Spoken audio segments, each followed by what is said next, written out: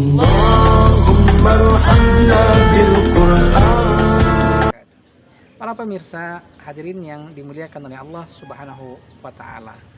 Setelah kita mengetahui bahaya dari ideologi komunisme ataupun sosialisme, bahaya daripada ideologi kapitalisme ataupun sekularisme, maka jelaslah bagi kita bahwasanya itu harus kita buang jauh-jauh dari kehidupan kita.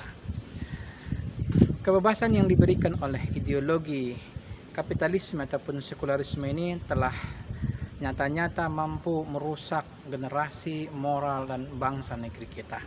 Kebebasan berakidah contohnya mampu memberikan kebebasan sebebas-bebasnya bagi umat manusia untuk gonta-ganti agama, bahkan tak beragama, bahkan membuat agama baru. Itu sudah merupakan hal yang biasa dalam sistem kapitalisme.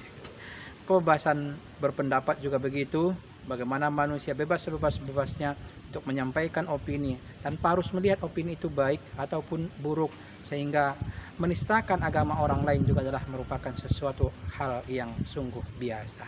Kebebasan berperilaku juga bisa kita melihat telah merusak moral generasi bangsa kita. Zina merajalela, LGBT dibiarkan saja, pornografi menjadi sebuah tontonan yang dilegalkan, bahkan dianggap seni dalam kehidupan.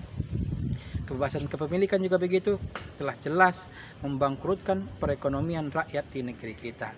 Dalam sebuah penelitian yang dilakukan oleh Credit Suisse, 1% orang terkaya, orang tajir di negeri ini justru menguasai 46% kekayaan orang-orang dewasa di negeri kita. Bahkan 10% kekayaan orang-orang tajir di negeri ini justru menguasai 76% harta dan kekayaan orang-orang ataupun rakyat bangsa di negeri kita.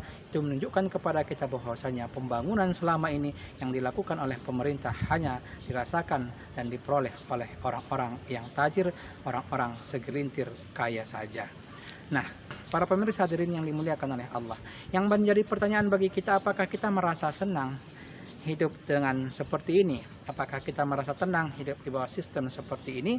Jawabannya pasti kita tidak senang. Kenapa? Karena Allah Subhanahu wa taala tidak ridho. Dalam Al-Qur'an telah jelas disebutkan oleh Allah, "Al-yauma akmaltu lakum dinakum wa atmamtu 'alaikum ni'mati wa raditu lakumul Islam madina." Kata Allah, pada hari ini telah aku sempurnakan agamaku bagi kalian, dan telah aku cukupkan nikmatku bagimu, dan telah aku ridhoi Islam itu sebagai agama bagi kalian.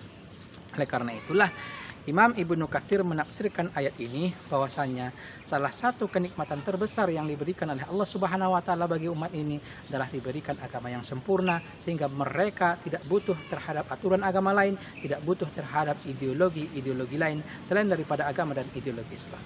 Oleh karena itu, para pemirsa yang dimuliakan oleh Allah Subhanahu wa taala, pegang teguhlah agama ini, pegang teguhlah ideologi ini. Mari kita menjadi pejuang agama Islam, pejuang ideologi Islam, karena sesungguhnya inilah agama dan ideologi yang diridhai oleh Allah Subhanahu wa taala.